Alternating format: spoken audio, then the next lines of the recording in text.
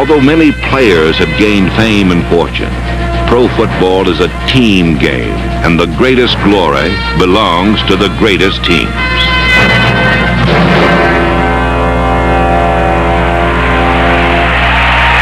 What the hell's going on out here? Everybody grabbing out there. Nobody tackling. Just grabbing, everybody. Grab, grab, grab. Nobody tackling. Put your shoulders in there out there.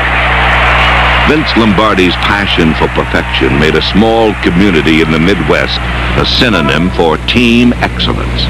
In Green Bay, Wisconsin, on December 31st, 1967, the temperature was 15 degrees below zero.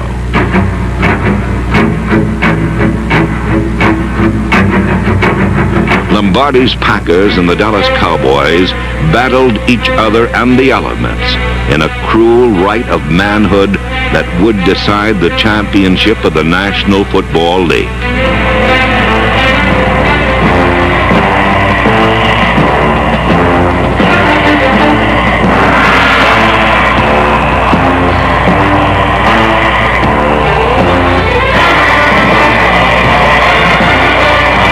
Had the Packers won this game easily, as it first appeared they would have been remembered as the team of the 60s. But by winning the game as they eventually did, they became a team for the ages, because the character of their performance surpassed the achievement itself. Starr takes the ball, backpedals, looks downfield, flips a short pass, complete to Anderson. He's at the 35. He moves to the 30-yard line, and it will be very close. Trailing by 3 points with time running out, the Packers drove 68 yards across the frozen field and into legend. He flips the pass. It's complete to Chuck Mercine. He's at the 25, the 20, down to the 15, and out of bounds at about the 11-yard line. Starr takes the snap. It's to Mercine. Pops up the middle, the 5. He's inside the 5 to the 2-yard line. Bart Starr coming over to check with Coach Vince Lombardi. 20 seconds remaining in this football game.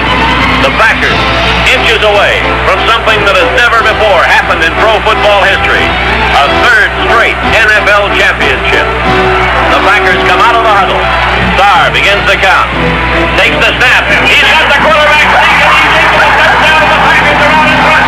And the Green Bay Packers are going to be world champions, NFL champions for the third straight year. In the 1960s, Vince Lombardi's Packers came close to perfection. History has been made. In the 1970s, Don Shula's Miami Dolphins achieved it. In 1972, the Miami Dolphins became the first and only team in NFL history to go through an entire season unbeaten and untied.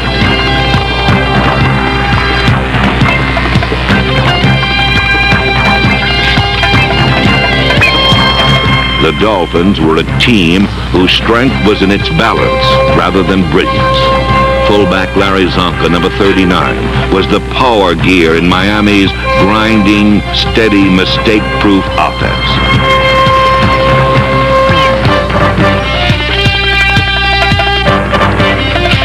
They conquered the Washington Redskins in the Super Bowl and ended the year with 17 wins and no defeats.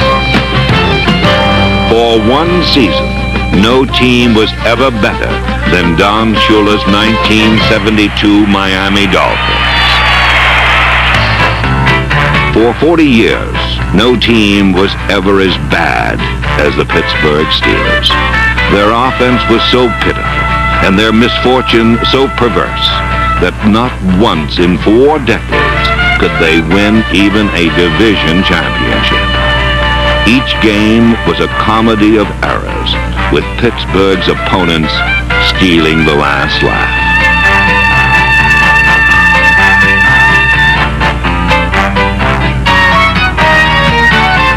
But this sad story became ancient history when Chuck Noll became head coach of the Steelers.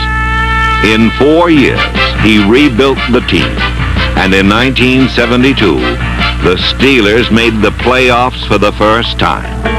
For connoisseurs of destiny, it was a day to remember.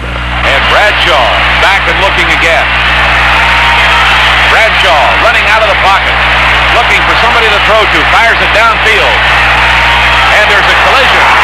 That's caught out of the air. The ball is pulled in by Franco Harris. Harris is going for a touchdown for Pittsburgh. Harris is going. Franco Harris pulled in the football. I don't even know where it came from. Absolutely unbelievable. Holy moly. The immaculate reception of Franco Harris marked the beginning of Pittsburgh's rise to power. In the following years, they would win more games and win more Super Bowls in more different ways than anyone ever thought possible.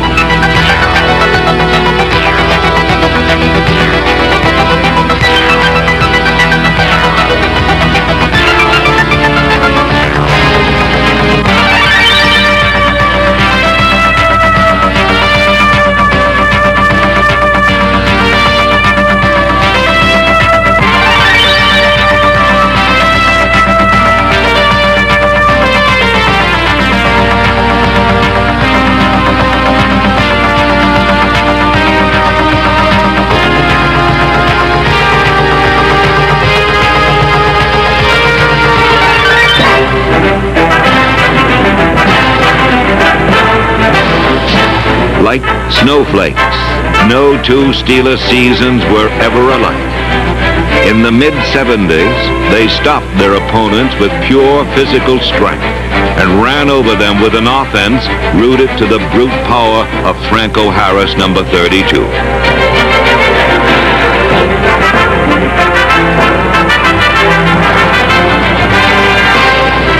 In the late 70s, the Steelers elevated football to a higher level, with Terry Bradshaw throwing to John Stallworth and Lynn Swann, number 88.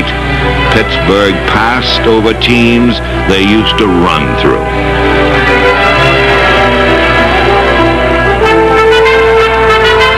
The Pittsburgh Steelers made up for 40 years of defeat with a decade of victory. A decade unequaled for sustained excellence. 8 straight playoff appearances, 4 Super Bowl championships. The Pittsburgh Steelers of the 1970s, the best team ever.